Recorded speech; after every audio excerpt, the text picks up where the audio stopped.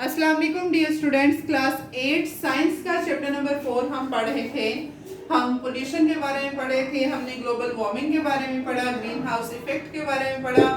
एक अदर हमारे पास जो क्राइसिस हमें फेस करना पड़ रहा है ह्यूमन एक्टिविटीज की वजह से, जिसकी वजह से एयर पोल्यूशन भी, ग्लोबल वार्मिंग भी बढ़ रही है, दैट इज डिफॉरेस्टेशन। फॉरेस्टेशन होता है दरख्त उगाना, जंगलात उगाना। Deforestation mean deleting the forest, cleaning the earth forest on large scale. कि जब हम जमीन के जो फॉरेस्ट हैं, जंगलात हैं, जो दरख्त हैं, उनको तेजी से लार्ज स्केल के ऊपर काटते जाएंगे, दैट इज डिफॉरेस्टेशन। अब जैसे हमें पता है कि डिफॉरेस्टेशन में हम फॉरेस्ट की बात करें, जंगलात की बात करें, तो हमारा पूरा जो लैंड एरिया है उसका 5% हिस्सा बस जंगलात ने कवर किया हुआ है। लेकिन उसके बावजूद हमारे पास जो 70% ऑलमोस्ट प्लांट्स और एनिमल्स हैं, लैंड एनिमल्स हैं और प्लांट्स हैं, वो फॉरेस्ट में रह रहे हैं। इतनी ज्यादा लाइफ जो है वो फॉरेस्ट में एग्जिस्ट कर रही है। तो जब हम फिर डिफॉरेस्टेशन करते हैं, जब हम फॉरेस्ट को काटते हैं, तो उससे ये होता है कि ना सिर्फ ग्लोबल वार्मिंग बढ़ेगी, हमारे लिए नुकसानात होंगे, बल्कि जो फॉरेस्ट लाइफ है, वहाँ पर जो रहने वाले प्लांट्स और एनिमल्स हैं, जो कि ग्रेट अमाउंट में वहाँ पे रह रहे हैं, ग्रेट नंबर में रह रहे हैं, उनके लिए जो है ये हार्मफुल है, लाइफ थ्रेटनिंग है। और इसी तरह से फिर डिफॉरेस्टेशन की वजह से स्पीशी एक्सटिंक्शन भी हो रही है। जो स्पीशीज है वो एक्सटिंक्ट कर रही हैं, वो खत्म हो रही हैं दिन ब दिन। अब डिफॉरेस्टेशन के अगर हम काजेस की बात करें कि क्यों डिफॉरेस्टेशन लोग कर रहे हैं, क्यों जंगलात काट रहे हैं, क्यों दरख्त काट रहे हैं, तो हमें पता है एक तो टिम्बर के लिए काटे जा रहे हैं। टिम्बर मीन फर्नीचर बनाने के लिए, हाउस होल्ड चीजें बनाने के लिए, तो वो लकड़ी चाहिए होती है, उसके लिए फिर वो फॉरेस्ट काटते हैं।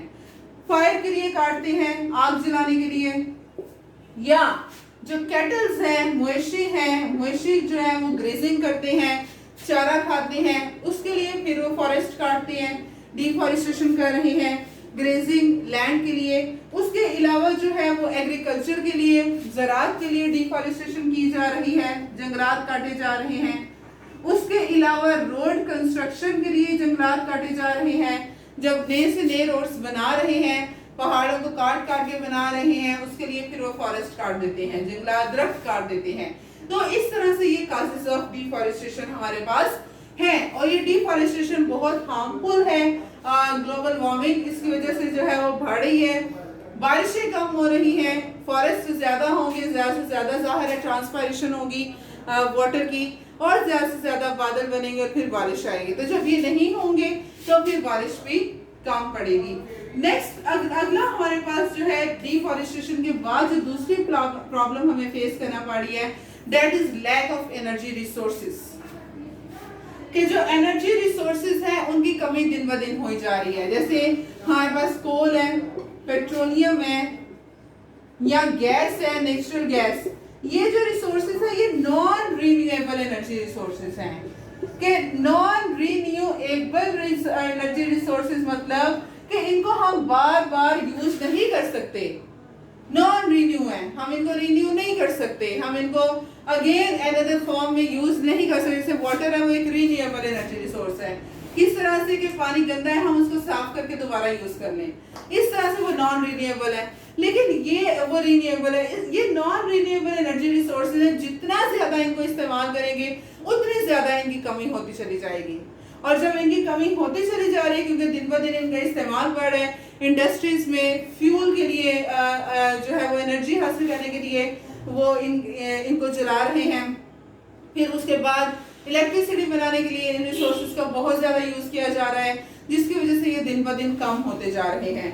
नेक्स्ट हमारे पास है सेविंग द अर्थ, कि हमारे पास जो हमारी जमीन है उसको जो क्राइसिस फेस करना पड़ रहे हैं, जैसे मैंने आपको बताया कि ग्लोबल वार्मिंग फेस करना पड़ रही है हमें, उसके अलावा हमें जो है वो नेचुरल रिसोर्सेज की डिप्लीशन फेस करना पड़ रही है, या उसके अलावा हमें जो है वो global warming, depletion of natural resources और उसके अलावा स्पीशी एक्सटिंक्शन की प्रॉब्लम फेस करना पड़ रही है कि जब जितना ज़्यादा डिफॉरेस्टेशन होगी उतनी ज़्यादा स्पीशीज खत्म होती चली जाएंगी, एनिमल्स की, प्लांट्स की।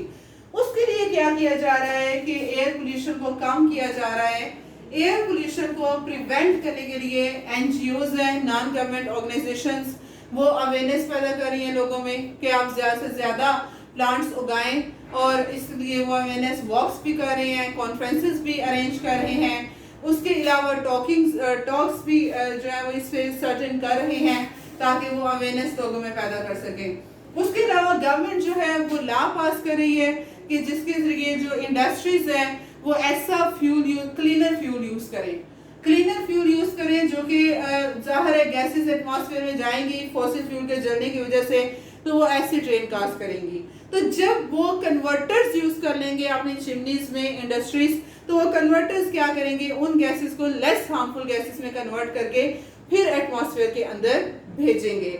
उससे एयर पोल्यूशन जो है वो कम हो सकता है। उसके अलावा ये कहा जा रहा है कि आप कोल, पेट्रोलियम और गैस जो है, इसके अलावा इन एनर्जी रिसोर्सेज के अलावा बाकी जो एनर्जी रिसोर्सेज हैं जैसे सोलर एनर्जी है, सन से एनर्जी हासिल करें, या विंड एनर्जी जो है उसको यूज करें, विंड से एनर्जी हासिल करें विंड मिल्स के जरिए, तो ताकि ये जो हमारे पास रिसोर्सेज हैं कोल, पेट्रोलियम, गैस, ये नॉन रिन्यूएबल है, तो ये इनका इस्तेमाल जरा कम हो जाए, ये खत्म ना हो। दूसरा, ये पोल्यूशन काज करते हैं तो पोल्यूशन ना काज हो। उसके अलावा ये है कि गाड़ियों में गाड़ियां, कार्स ज्यादा से ज्यादा यूज करें हैं। तो आजकल यही है कि आप अगर एयर पोल्यूशन कम करना चाह रहे हैं तो you should use more and more bicycles instead of cars and motor vehicles. तो आप जो है वो साइकिल्स यूज करें, उससे ये होगा कि धुआं नहीं होगा, और धुएं से हमारे पास एयर पोल्यूशन होता है तो एयर पोल्यूशन भी कम हो जाएगा।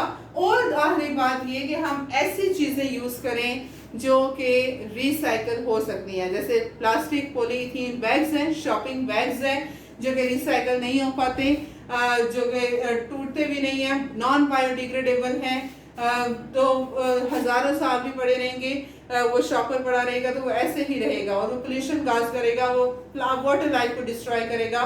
तो उसके लिए ये है कि आप ऐसे जो है वो बैग्स यूज करें, पेपर बैग्स यूज करें जो कि बायोडिग्रेडेबल भी हैं, और ऐसी चीजें यूज करें जिनको हम रिसाइकल कर सकते हैं, दोबारा अगेन उसको यूज कर सकते हैं। तो इस तरह से हम एयर पोल्यूशन को भी कम कर सकते हैं। तो ये था हमारे पास deforestation, lack of energy resources, saving the earth and prevention of air pollution. कल इंशाल्लाह हम नेक्स्ट लेक्चर स्टार्ट करेंगे। आज के लिए इतना ही। अस्सलाम वालेकुम, अल्लाह हाफिज।